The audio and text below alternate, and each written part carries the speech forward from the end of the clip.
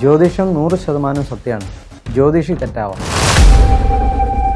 Sister കൊടുക്കുന്ന date of birth വെച്ചിട്ടാണ് ഈ അച്ഛനും അമ്മയും ജീവിതകാലം മൊത്തം കൊച്ചിൻ്റെ ജാതകം നോക്കാൻ ജ്യോതിഷൻ്റെ അടുത്ത് പോകുന്നത്. അപ്പോൾ ജ്യോതിഷം തെറ്റുകാരനല്ല. തലയിലെഴുത്തെന്ന് പറഞ്ഞ സാധനം പുറത്തല്ല എഴുതുന്നത്, തലയോട്ടിക്ക് ഉള്ളിലാണ്. അദ്ദേഹത്തിൻ്റെ ഫ്രണ്ടായിട്ടുള്ള ഒരു ഡോക്ടർ സ്കൾ ഓപ്പൺ ചെയ്തിട്ട് തലയോട്ടിക്ക് ഉള്ളിൽ ഇങ്ങനെ വരകുറികൾ കണ്ടു. അതിനെപ്പറ്റി ഡീറ്റെയിൽ ആയിട്ട് ഈ റിസർച്ച് ചെയ്യുന്ന ഡോക്ടറുമായിട്ട് സംസാരിച്ചപ്പോൾ പുള്ളിയാണ് മനസ്സിലാക്കിയത്. ആദ്യമായിട്ട് എൻ്റെ കാതുകൊണ്ട് കേട്ടത് അവിടെ നിന്നാണ്. തലയോട്ടിക്കുള്ളിൽ തലയിലെഴുത്തുണ്ട്, പാദത്തിൻ്റെ അടിയിലുണ്ട്, കൈയുടെ ഉള്ളിലിടാം, ഹൃദയത്തിലുണ്ട്. അപ്പോൾ ഇത്രയും സ്ഥലത്തുള്ള ഈ തലയിലെഴുത്ത് ഒരാൾക്ക് മായ്ക്കാൻ പറ്റില്ല. ബ്രഹ്മം എന്ന് പറഞ്ഞു കഴിഞ്ഞാൽ പ്രപഞ്ചത്തിൽ കിട്ടാവുന്ന ഏറ്റവും ബൃഹത്തായിട്ടുള്ള അറിവാണ്. സ്പിരിച്വാലിറ്റിക്ക് വേണ്ടിയിട്ട് എന്തുകൊണ്ട് പൈസ സ്പെൻഡ് ചെയ്യുന്നില്ല? ഈ ബിൽഡേഴ്സ് ബിൽഡിംഗ് ഉണ്ടാക്കുന്നത് പോലെ നമ്മളുടെ മുകളിൽ പൈസ ഇൻവെസ്റ്റ് ചെയ്യാൻ ആര് വന്നാലും അവന് കോടികളുണ്ടാക്കാം. 1-2 കോടിയല്ല, അതെ അതെ, മില്യൺസ് ഉണ്ടാക്കാൻ പറ്റും. ലോകം ഞെട്ടിപ്പോണ രീതിയിലുള്ള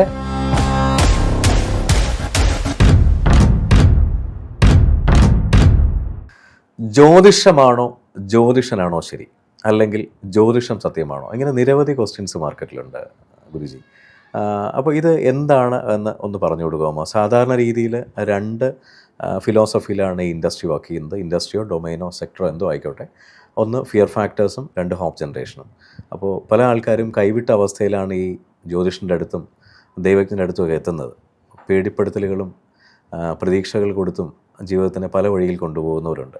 അപ്പോൾ ജ്യോതിഷം ശരിക്കും സത്യമാണോ, അല്ലെങ്കിൽ ജ്യോതിഷിയാണോ ശരി? ഒന്ന് പറയാമോ തസ്മൈ ഗുരുജി? ജ്യോതിഷം 100% സത്യമാണ്.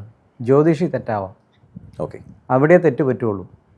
ജ്യോതിഷം എന്ന് പറയുന്നത് ജ്യോതിഷികളുടെ, അതായത് സൂര്യചന്ദ്ര നക്ഷത്രങ്ങളുടെ ഒരു അവരുടെ ഒരു പ്ലാനിങ് അനുസരിച്ചാണ് പ്രപഞ്ചം മുഴുവൻ ചലിച്ചുകൊണ്ടിരിക്കുന്നത്. അതിനകത്ത് വളരെ ചെറിയൊരു സ്പീഷ്യസാണ് മനുഷ്യൻ എന്ന് പറഞ്ഞാൽ. വളരെ കുറഞ്ഞ നമ്പർ ഓഫ് ഒരു സമൂഹമാണ്. ഈ പ്രപഞ്ചത്തിലെ സകല ചരാചരങ്ങളും എൻ്റെ നിയന്ത്രണം അവരുടെ കയ്യിലാണ്. അത് നമുക്ക് ഒരിക്കലും പറയാൻ പറ്റില്ല. അതുകൊണ്ട് ജ്യോതിഷം തെറ്റാണെന്നുള്ളത്. ജ്യോതിഷം 100% സത്യം തന്നെയാണ്. അപ്പോൾ അങ്ങനെയാണെങ്കിൽ ജ്യോതിഷം സത്യം തന്നെയാണ്. പക്ഷേ സാധാരണപ്പെട്ട ഒരാൾ, ഒരു ജാതകൻ അല്ലെങ്കിൽ ഒരു പൃച്ഛകൻ, ഒരു ജ്യോതിഷൻ്റെ അടുത്തോ ഒരു ഗുരുജിയുടെ അടുത്തോ ഒരു സ്വാമിജിയുടെ അടുത്തോ എന്തെങ്കിലും ആവശ്യമായിട്ട് പോകുന്ന സമയങ്ങളിൽ അവർക്ക് അറിയാവുന്ന ഉപാധികൾ കൊണ്ടാണ് ഇവരെ ഗൈഡ് ചെയ്യുന്നത്. ഒന്നുകിൽ നോളജ് ആയിരിക്കാം, അല്ലെങ്കിൽ സോഫ്റ്റ്വെയർ ആയിരിക്കാം. പക്ഷേ ഇതൊന്നുമില്ലാതെ ഒരു ഡേറ്റ് ഓഫ് ബർത്തോ, ബേസിക്കലി ജനിച്ച ഡേറ്റ്, ജനിച്ച സമയം, ജനിച്ച പ്ലേസ്, ഇത് 3ഉമാണ് ഒരു ജ്യോതിഷൻ ചോദിക്കുക. അത് 3ഉം ഇല്ലാതെ ഒരാൾ പോവുകയാണെങ്കിൽ, ഒരു കഴിവുള്ള ജ്യോതിഷൻ, നല്ല ക്വാളിഫൈഡ് ജ്യോതിഷനാണ് എന്നുണ്ടെങ്കിൽ അദ്ദേഹം എങ്ങനെ ഗൈഡ് ചെയ്യും? ഇപ്പം നമ്മൾ പണ്ട് തൊട്ടേ കേട്ടിട്ടുള്ളൊരു ചൊല്ലുണ്ട്, സൂക്ഷ്മം അറിയാവുന്നതിന് ഒന്നും പ്രമാണമല്ല. പ്രമാണമൊന്നും വേണ്ട പിന്നെ. അതായത് നമ്മൾ പറഞ്ഞു കഴിഞ്ഞാൽ യേശുദാസിനെ സംബന്ധിച്ച് പിന്നെ ഇവിടെ പ്രമാണങ്ങളൊന്നുമില്ല. എങ്ങനെ മൂളിയാലും അത് സംഗീതമാണ്. അതെ. അതുപോലെ എന്തിൻ്റെയും സൂക്ഷ്മം അറിയാമെന്നുണ്ടെങ്കിൽ പിന്നെ ഈ പറയുന്ന ഡേറ്റോ സാധനം ഒന്നും വേണ്ട. ഒരു വ്യക്തിയെ ഇപ്പോൾ ഞാനൊരാൾ ഫ്രഷായിട്ട് കാണുകയാണ്, അയാളുടെ കയ്യിൽ ഡേറ്റ് ഓഫ് ബർത്ത് ഇല്ല, യാതൊന്നുമില്ല. എല്ലാവരും നിർബന്ധമില്ലോ കാത്തു സൂക്ഷിക്കുന്നത്. അന്യമതസ്ഥരാണെങ്കിൽ പ്രത്യേകിച്ച് അവർക്ക് ഇതൊന്നും ഉണ്ടായിക്കൊള്ളുന്ന നിർബന്ധമില്ല. അവരുടെ ഇപ്പോഴത്തെ അവസ്ഥ എന്താണെന്ന് മാത്രം ചോദിക്കും. അപ്പോൾ അയാൾ പറയും, എനിക്ക് ഭയങ്കര മോശം അവസ്ഥയാണ്, എത്ര വയസ്സായി, ഞാൻ ഇങ്ങനെയാണ് എൻ്റെ വീട്ടിൽ പറഞ്ഞു കേട്ടിട്ടുള്ളത്, കഴിഞ്ഞ കർക്കിടകത്തിൽ അല്ലെങ്കിൽ കഴിഞ്ഞ മാർച്ചിൽ ഇത്ര വയസ്സായെന്നാണ് അച്ഛൻ പറഞ്ഞത്. ഒന്നും അറിയാൻ പാടില്ല. ശരി, നിങ്ങളുടെ വിവാഹം കഴിഞ്ഞ വർഷം ഏതാണ്? അപ്പോൾ വിവാഹം കഴിഞ്ഞ വർഷം എത്ര കുട്ടികളുണ്ട്? ഇത് നിങ്ങളുടെ ഏതെങ്കിലും ഒരു ആക്സിഡൻറ്റ് ഇതിൻ്റെ ഇടയിൽ നടന്ന് പറയാൻ പറ്റുമോ? അപ്പോൾ പറയും ഒടിഞ്ഞ് ഇങ്ങനെ ഇത്രാമത്തെ വയസ്സിൽ ഇങ്ങനെ ആക്സിഡൻറ്റ് നടന്നിട്ടുണ്ട്, ഒരു ഒടിവുണ്ടായിട്ടുണ്ട്. ശരി, ഇത്രയും ധാരാളം മതി. ഇത്രയും ഇൻസിഡൻറ്റ് വച്ചിട്ട് നമുക്ക് അയാളുടെ റിവേഴ്സിലേക്ക് കാൽക്കുലേറ്റ് ചെയ്യാം. അത് കഴിയുമ്പോൾ അയാളുടെ അടുത്ത സ്റ്റെപ്പിൽ അയാൾ ചോദിക്കണം, നിങ്ങളുടെ വിവാഹം നടന്ന എത്രാമത്തെ വയസ്സിലാണ്? ഞാൻ ആദ്യം പറഞ്ഞിരുന്നു അത്. അതെ. വിവാഹം നടന്ന സമയം അനുസരിച്ച് അപ്പോൾ ഇയാളുടെ ഒരു രേഖ കിട്ടിക്കഴിഞ്ഞു. അതനുസരിച്ച് നോക്കുമ്പോൾ ഇയാളുടെ ഇത്രാമത്തെ വയസ്സിൽ അപ്പം അനേക യോഗങ്ങളുണ്ടാവും ഒരാൾക്ക് വിവാഹം നടക്കാൻ. അപ്പോൾ ഈ വിവാഹം അനുസരിച്ചുള്ള ഭാര്യയുടെ ഡീറ്റെയിൽ പിന്നെ അങ്ങോട്ടേക്ക് നമുക്ക് ചോദിക്കാൻ പറ്റും. ഇങ്ങനെയാണോ എന്ന് ഒരു പ്രഡിക്ഷനല്ല, ചോദിച്ച് മനസ്സിലാക്കുകയാണ്. അപ്പോൾ പറയും, ഇങ്ങനെയാണ്. ശരി, നിങ്ങൾ വിവാഹം ചെയ്ത ഭാര്യ 2ാം വിവാഹ ആളായിരുന്നോ അതെയോ അവരുടെ വീട്ടിൽ ഒറ്റ പുത്രിയായിരുന്നോ? ഇങ്ങനെ നമുക്ക് കുറേ ഇൻസിഡൻസ് കിട്ടും. അത് വെച്ചിട്ട് ചോദിക്കുമ്പോൾ അയാൾ പറയാണ്, എൻ്റെ ഭാര്യ ഇങ്ങനെ രണ്ടാം വിവാഹത്തിൽ ഓക്കെ. അപ്പോൾ നമ്മൾ പറയുന്നത് കറക്റ്റായിട്ട് വരികയാണ്. അപ്പോൾ ഇയാളുടെ ജാതകത്തിൽ എന്താണ് സംഭവിക്കേണ്ടത് എന്നുള്ളത് എന്ത് പറഞ്ഞിരിക്കുന്നു ആ കാലഘട്ടം അനുസരിച്ചുള്ള മാച്ച് ചെയ്ത് വരികയാണ്. ഇപ്പം നിങ്ങൾക്ക് 3 കുട്ടികളുണ്ടെന്നല്ലേ പറഞ്ഞു, അതിനകത്ത് 2 ആണും 1 പെണ്ണുമാണോ? അതെ. അപ്പോൾ അയാളുടെ കുറച്ചുകൂടി സ്പഷ്ടമായി. ഇങ്ങനെ നമ്മൾ ബാക്കിലേക്ക് പോകാൻ പറ്റും. അങ്ങനെ നമ്മളൊരു കൺക്ലൂഷനിൽ എത്തിക്കഴിഞ്ഞാൽ ഇയാൾ ജനിച്ച സമയം, ഇയാൾ ജനിച്ചത് കംപ്ലീറ്റ് ആയിട്ട് നമുക്കതിൽ നിന്ന് എടുക്കാം. നമുക്കിതിനകത്ത് വേറെ യാതൊരു ഡാറ്റയും വേണ്ട. ഇയാളുടെ ഫ്യൂച്ചർ മുഴുവൻ ഇതിനകത്ത് നമുക്ക് മനസ്സിലാക്കാനും പറ്റും. ഒരാളുടെ ജാതകം നമുക്ക് കിട്ടിയെന്നിരിക്കട്ടെ, ആ ജാതകം വെച്ചുകൊണ്ട് എങ്ങനെയാണ് അയാളുടെ കംപ്ലീറ്റ് ഫ്യൂച്ചറിനെ പറ്റി നമ്മൾ പറയണത്? തലയിലെഴുത്തെന്ന് പറഞ്ഞ സാധനം പുറത്തല്ല എഴുതുന്നത്, തലയോട്ടിക്ക് ഉള്ളിലാണ്. എന്നോട് ട്രിവാൻഡ്രത്ത് വെച്ച് ഒരു വളരെ ഫേമസ് ആയിട്ടുള്ള ഒരു അസ്ട്രോളജർ അദ്ദേഹം പറഞ്ഞപ്പോഴാണ് എനിക്കിത് ക്ലാരിറ്റിയോടുകൂടി മനസ്സിലായത്. അദ്ദേഹത്തിൻ്റെ ഫ്രണ്ടായിട്ടുള്ള ഒരു ഡോക്ടർ സ്കൾ ഓപ്പൺ ചെയ്തപ്പോൾ തലയോട്ടിക്ക് ഉള്ളിൽ ഇങ്ങനെ വരകുറികൾ കണ്ടു. അതിനെപ്പറ്റി ഡീറ്റെയിൽ ആയിട്ട് ഈ റിസർച്ച് ചെയ്യുന്ന ഡോക്ടറുമായിട്ട് സംസാരിച്ചപ്പോൾ പുള്ളിയാണ് മനസ്സിലാക്കിയത്. ആദ്യമായിട്ട് എൻ്റെ കാതുകൊണ്ട് കേട്ടത് അവിടെ നിന്നാണ്. തലയോട്ടിക്കുള്ളിൽ തലയിലെഴുത്തുണ്ടെന്ന്, പാദത്തിൻ്റെ അടിയിലുണ്ട്, കൈയുടെ ഉള്ളിലുണ്ട്, ഹൃദയത്തിലുണ്ട്. അപ്പോൾ ഇത്രയും സ്ഥലത്തുള്ള ഈ തലയിലെഴുത്ത് ഒരാൾക്ക് മായ്ക്കാൻ പറ്റില്ല. അത് പ്രിൻ്റഡാണ്, നമുക്ക് ഒരിക്കലും മാറ്റാൻ പറ്റില്ല. അത് മാറ്റണമെന്നുണ്ടെങ്കിൽ വീണ്ടും പ്രപഞ്ചം തന്നെ തീരുമാനിക്കണം. ഇതെന്നെ ഒന്ന് ഇടയ്ക്ക് ഓർപ്പിച്ചാൽ മതി എങ്ങനെയാണ് പ്രപഞ്ചം മാറ്റണേന്നുള്ളത്. അത് ഞാൻ അടുത്ത ഇതിൽ പറയാം. ഈ സ്റ്റേജിൽ സംഭവിക്കുന്നത്, ഇപ്പം ഞാൻ ജനിക്കുന്നത് ഒരു ജാതകവുമായിട്ടാണ്. ഇപ്പം ഞാൻ എങ്ങനെയാണ് ഭൂമിയിലേക്ക് വരുന്നത്? എൻ്റെ അച്ഛൻ്റെ ഉള്ളിലേക്ക് പ്രാണനിലൂടെയാണ് വരണത്. അത് സൂര്യൻ്റെ സഹായത്തോടെ. അത് 74 ദിവസം അവിടെ ഇരുന്ന് റെഡി ആയിട്ടാണ് അച്ഛൻ്റെ ഉള്ളിൽ നിന്ന് അത് ഏത് സ്ത്രീയിലാണോ അമ്മയുടെ ഉള്ളിലേക്ക് പകർന്നു നടക്കുന്നത്. അവിടെ ഇരുന്ന് 72 ദിവസം കഴിയുമ്പോഴേക്കും സൂര്യൻ്റെ സഹായത്തോടെയാണ് ഇതെല്ലാം നടക്കുന്നത്. 72 ദിവസം കഴിയുമ്പോഴേക്കും ചന്ദ്രൻ്റെ സഹായത്തോടു കൂടി അതിനകത്ത് ജലം നിറച്ചു കൊടുക്കുകയാണ്. അടുത്ത സ്റ്റാറിൻ്റെ സഹായത്തോടു കൂടി, ബുധനോ ശനിയോ ആരാണോ, എല്ലാം ഡീറ്റെയിലേക്ക് ഞാൻ പോണില്ല, അതിൻ്റെ സഹായത്തോടുകൂടി അതിനകത്തേക്ക് രക്തം നിറയ്ക്കും. അതിന് ഓരോ വേണ്ടത്, തൊലിക്ക് വേണ്ടിയിട്ട് വേറെ കാരകനാണ്. അങ്ങനെ ഓരോ നമ്മുടെ ശരീരത്തിൻ്റെ അവയവത്തിനും നമ്മളുടെ ശരീരത്തിനും സഹായകമായിട്ട് നിൽക്കുന്ന ഓരോ ഗ്രഹങ്ങളുണ്ട്. അവരൊക്കെ നമ്മളെ സഹായിച്ചാണ് ഈ ഓരോ അവയവങ്ങളും ഫിക്സ് ചെയ്ത് തരുന്നത്. ഇതിനകത്ത് നമുക്ക് പ്രതികൂലമായിട്ട് നിൽക്കുന്ന ഏതെങ്കിലും കാരകനുണ്ടെങ്കിൽ അവൻ നമുക്ക് അംഗവൈകല്യം ഉണ്ടാക്കി തരും. ഇങ്ങനെ ഒരു കുട്ടിയെ രൂപപ്പെടുത്തി 6 മാസം കഴിയുമ്പോഴേക്കും അതിനുള്ളിൽ വിശപ്പും ദാഹമൊക്കെ തുടങ്ങും. അതെ. ആ സമയമാകുമ്പോഴേക്കും പുള്ളിക്ക് ഈ സാധനമൊന്നും കിട്ടാൻ മാർഗമില്ലേ, ഈ കിടക്കുന്ന സാധനം തന്നെ കുടിക്കലും പോക്കും അതും ഇതൊക്കെ.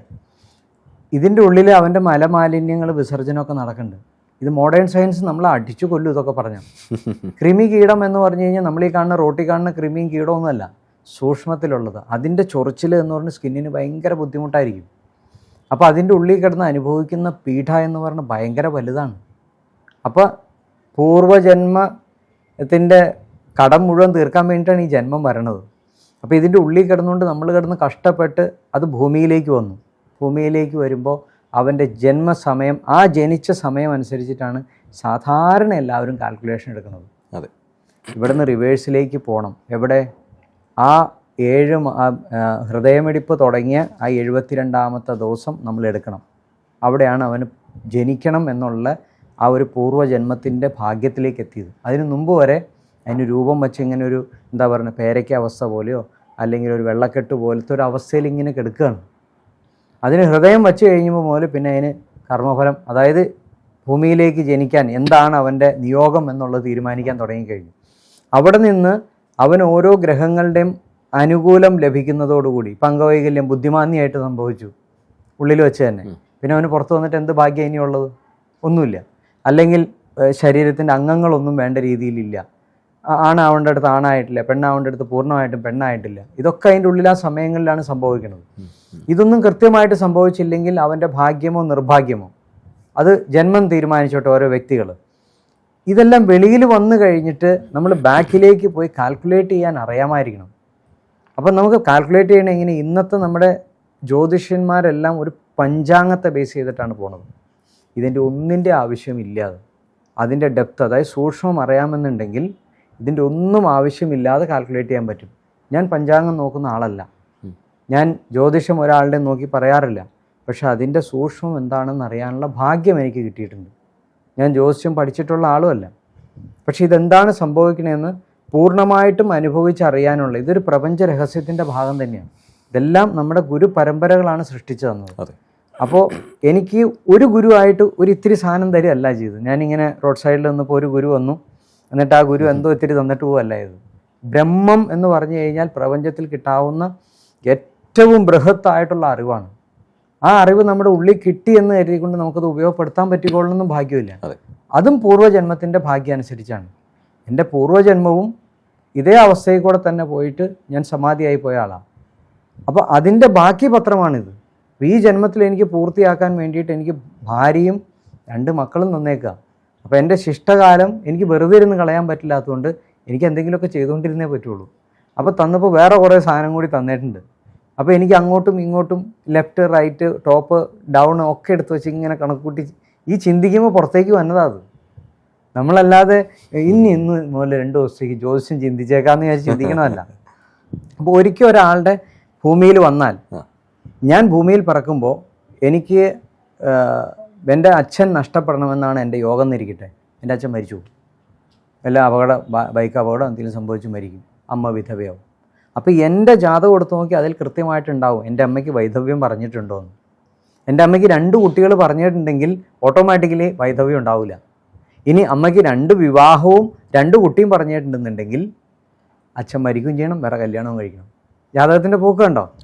ഇത്രയും ഡീറ്റെയിൽ ആയിട്ട് ആരാ ജാതകം നോക്കാൻ പോണത്?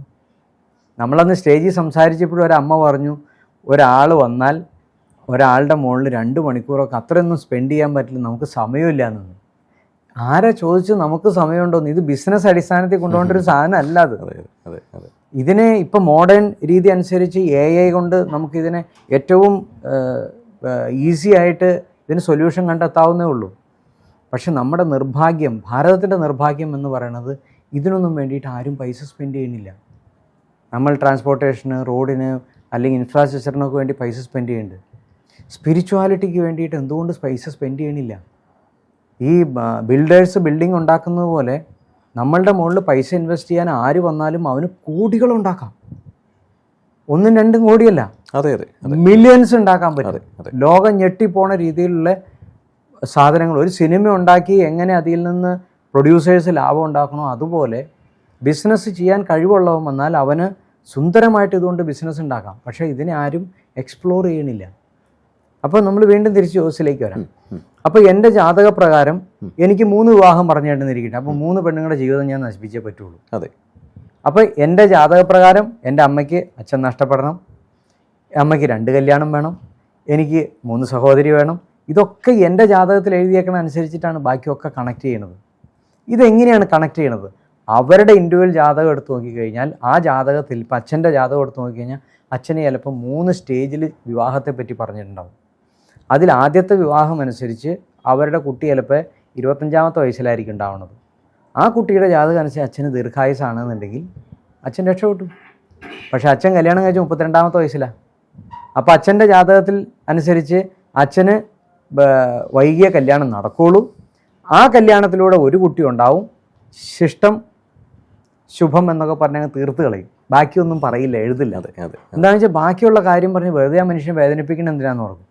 ഈ സ്ത്രീയുടെ ജാതകം എടുത്ത് നോക്കുമ്പോൾ അതിനകത്ത് പറഞ്ഞിട്ടുണ്ടാവും വിവാഹം ശ്രദ്ധിച്ച് നടത്തണോട്ടോ എന്ന്. വൈധവ്യം എന്ന് അവർ പറയില്ല, അങ്ങോട്ട് കൃത്യമായിട്ട് പറഞ്ഞു കൊടുക്കില്ല. അപ്പോൾ അതുകൊണ്ട് ഈ നോക്കുന്നവൻ എന്ത് നോക്കും? ഒന്ന് ശ്രദ്ധിച്ചാൽ മതി എന്ന് പറയും. ഒരു ശ്രദ്ധ നടത്തി, കല്യാണം കഴിഞ്ഞു, വിധവയായിപ്പോയി. 2ാമത്തെ വിവാഹം ഓട്ടോമാറ്റിക്കലി അപ്പോഴാണ് ചെല്ലുമ്പോൾ പറഞ്ഞു ഇപ്പോൾ ഇതിൻ്റെ ഭർത്താവ് ജീവിച്ചിരിപ്പുണ്ടോ എന്ന് ചോദിക്കും. ഇല്ല, ഈ കല്യാണം നടത്തിയത് മഹാദൂഷിയായി പോയില്ലേ, അടുത്ത ജ്യോതിഷം പറയും. ഇവിടെ ഏത് ജ്യോതിഷനാണ് തെറ്റുള്ളത്? ആരും തെറ്റില്ല. ഇവരൊക്കെ അവരുടെ ഡ്യൂട്ടി കൃത്യമായിട്ട് ചെയ്യുന്നുണ്ട്. പക്ഷെ അവരൊക്കെ എന്ത് ചെയ്തു? അവരെ വിഷമിപ്പിക്കണ്ടല്ലോ എന്ന് കരുതിക്കൊണ്ട് അവർ പറയില്ല. ഇതാണ് തസ്മൈ ഗുരുജിയുടെ വ്യത്യാസം. ഞാൻ മൂത്തൊരു കാര്യം പറഞ്ഞത്. ഇവിടെ തസ്മൈ ഗുരുജി പറയുന്നതും തസ്മൈ ഗുരുജി ചെയ്യുന്നതും വേറൊന്നിനെ ഡിപ്പെൻഡ് ചെയ്യുന്നില്ല. ആ ഒരു നോളജ് വെച്ചിട്ട് ആ നോളജിനെ പ്രോപ്പറായിട്ട് അപ്ലൈ ചെയ്യുന്നു. പക്ഷേ ഈ ജ്യോതിഷന്മാർ തെറ്റല്ല. പക്ഷെ ജ്യോതിഷന്മാർ അപ്ലൈ ചെയ്യുന്ന സിസ്റ്റം, നമ്മൾ നിൽക്കുന്ന ഒരു സിസ്റ്റം ശരിയല്ലല്ലോ ഗുരുജി. അതായത് ഇപ്പോൾ ഒരേ സമയം 2 കുട്ടികൾ ജനിച്ചു, 2 പേരും ഡേറ്റ് ഓഫ് ബർത്ത് സെയിം ആണ്.